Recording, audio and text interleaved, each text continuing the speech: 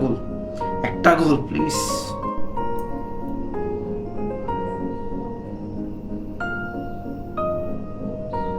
কিরে দাদু ভাই, কার খেলা দেখতেছস? ওয়ার্ল্ড কাপ দেখতেছি, ব্রাজিলের খেলা। ব্রাজিল? আমাদের সময় থাকতে ব্রাজিল একটা প্লেয়ার ছিল, তার নাম হচ্ছে নেইমার। কে? নেইমার? হবে কেউ একজন, চিনি না তো। হবে কেউ একজন।